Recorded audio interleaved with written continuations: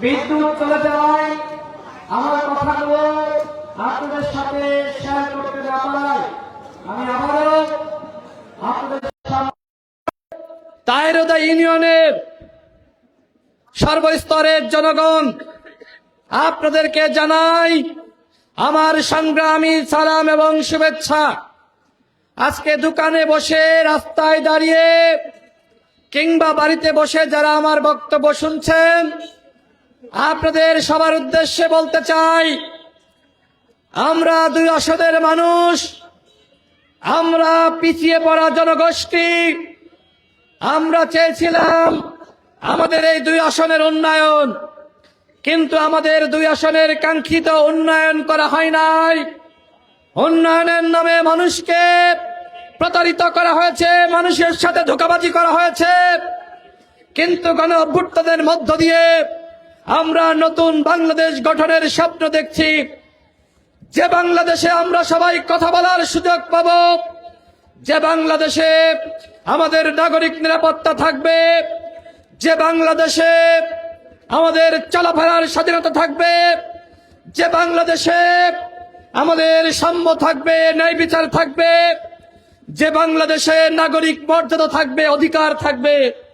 সেই বাংলাদেশ গঠনে আমি রাশেদ খান, আপনাদের ভাই, আপনাদের সাথে নিয়ে কাজ করতে চাই। আপনারা যদি আমার পাশে থাকেন, ইনশাআল্লাহ এই ঝিনাইদহ 2 আসন হবে 300 আসনের মধ্যে 1 নম্বর আসন। এই ঝিনাইদহ 2 আসনের উন্নয়ন দেখার জন্য 299 আসনের এমপিরা ছুটে আসবে আপনাদের ঝিনাইদহ 2 আসন ইনশাআল্লাহ।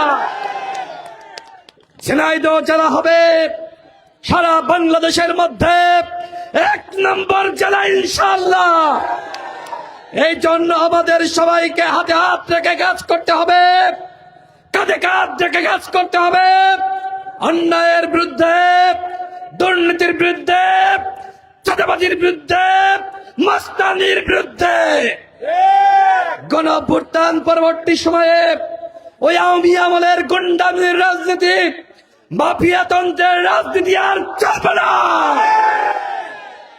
এই অঞ্চলে অনেকে বিএনপির রাজনীতি করেন, কেউ বা জামাতের রাজনীতি করেন, গণ অধিকার পরিষদের রাজনীতি করেন, অন্যান্য দলের রাজনীতি করেন। সবার উদ্দেশ্যে আমি বলতে চাই, সমাজে মানুষের নিরাপত্তা নিশ্চিত করা, মানুষের পাশে থাকা, মানুষের কথা শোনা, সামাজিক নিরাপত্তা ধরে রাখা আপনাদের, আমাদের সবার দায়িত্ব। এই অঞ্চলে যারা বিএনপির রাজনীতি করেন, আমি তাদের উদ্দেশ্যে বলতে চাই, যারা জামাতের রাজনীতি করেন তাদের উদ্দেশ্যে বলতে চাই, যারা গণ অধিকার পরিষদ করেন, যারা ইসলামী আন্দোলন কিংবা অন্য দল করেন, সবার উদ্দেশ্যে বলতে চাই, আপনারা সবাই গণ অভ্যুত্থানের শক্তি। আপনারা গণ অভ্যুত্থান ঘটিয়েছেন, এদেশের জনগণকে সাথে নিয়ে জনগণ মাঠে নেমেছিল, আপনাদেরকে সমর্থন দিয়েছিল। এই কারণে দেশে গণ অভ্যুত্থান সৃষ্টি হয়েছে। সুতরাং জনগণের শক্তিকে আপনারা কেউ ছোট মনে করবেন না। এই জনগণের অধিকার এবং মর্যাদা প্রতিষ্ঠা করার দায়িত্ব আপনাদের। সমাজে যারা আওয়ামী লীগ করেছে কিন্তু অন্যায় করে নাই, জুলুম করে নাই, নিপীড়ন করে নাই, আমরা তাদের সাথে কোনো জুলুম করব না। আমি সকল দলের উদ্দেশ্যে বলতে চাই, এই যে সামাজিক রাজনীতি অনেকে করেছে, গণ অভ্যুত্থানের পরবর্তী সময়ে আমরা যদি প্রতিহিংসার রাজনীতি করি, তাহলে এই সমাজ, রাষ্ট্র, দেশ কোনোভাবেই টিকে থাকবে না। সুতরাং সমাজে শান্তি প্রতিষ্ঠা করা, সমাজে শৃঙ্খলা ধরে রাখা, আইনের শাসন প্রতিষ্ঠা করা, এটি আমার, আপনার, আমাদের সবার দায়িত্ব। সেই দায়িত্ব আমি প্রত্যেকটা দলকে পালন করার আহ্বান জানাই।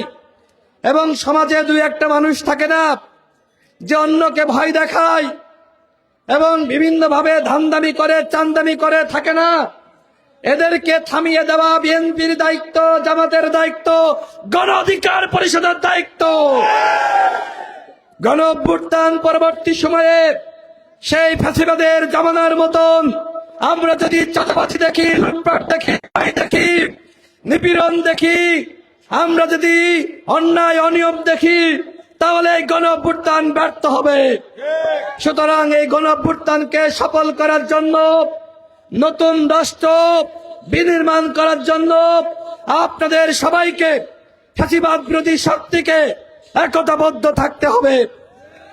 আপনারা যারা তরুণ রয়েছেন এই এলাকার, যারা কৃষক রয়েছেন, শ্রমিক রয়েছেন, যারা শিক্ষিত কিংবা কম লেখাপড়া জানেন, আপনাদের সবার উদ্দেশ্যে বলতে চাই, এখানে হয়তো ঘরে বসে আমার কোনো বোনেরা মায়েরা আমার বক্তব্য শুনছেন, সবার উদ্দেশ্যে বলতে চাই, আমি আপনাদের সন্তান, ঢাকা বিশ্ববিদ্যালয়ে পড়াশোনা করেছি। অনেকে টেলিভিশন টকশোতে আমাকে দেখেন, অনেকে আমার কথা শোনেন। আমি জানি আপনারা অধিকাংশই আমাকে ভালোবাসেন। হয়তো কেউ কেউ রাজনৈতিক কারণে আমাকে অপছন্দ করতে পারেন। এটা আমি গণতান্ত্রিক রাষ্ট্রে এটাকে আমি কোনো সমস্যা মনে করি না। আমাকে সবাই যে ভালোবাসবে সেটি নয়। আমি রাজনীতি করি, আমার সমালোচনা আলোচনা থাকবে, কিন্তু এতটুকু বলতে পারি, কখনো কি আমার বিরুদ্ধে আপনারা কোনো চাঁদাবাজির অভিযোগ শুনেছেন? কখনো আমার বিরুদ্ধে দুর্নীতির অভিযোগ শুনেছেন? কখনো আমার বিরুদ্ধে আপনারা অন্যায় অনিয়মের অভিযোগ শুনেছেন? কখনো টেলিভিশনের পর্দায় কিংবা খবরের কাগজে দেখেছেন আমি দুর্নীতি করেছি, অন্যায় করেছি? আমি এতটুকু আপনাদেরকে বলতে চাই, যেদিন দেখবেন রাশেদ খান চাঁদাবাজ হয়ে গেছে, রাশেদ খানের নামে মিডিয়াতে খারাপ নিউজ প্রকাশিত হচ্ছে, সেদিন যদি আপনাদের কাছে আবারও ছুটে আছি, আমাকে আপনারা ফুলের মালা দিবেন না, জুতার মালা দিবেন। আমি আপনাদের কাছে দোয়া চাই, যাতে করে আমি সৎ পথে থাকতে পারি, আমি সত্য প্রতিষ্ঠার রাজনীতি করতে পারি, আপনাদের অধিকার এবং মর্যাদা প্রতিষ্ঠার রাজনীতি করতে পারি। আমি আপনাদের কাছে দোয়া চাই, ভালোবাসা চাই। আমি চাই আগামী নির্বাচনে আপনারা ভালো মানুষকে ভোট দিবেন, কোনো খারাপ মানুষকে ভোট দিবেন না।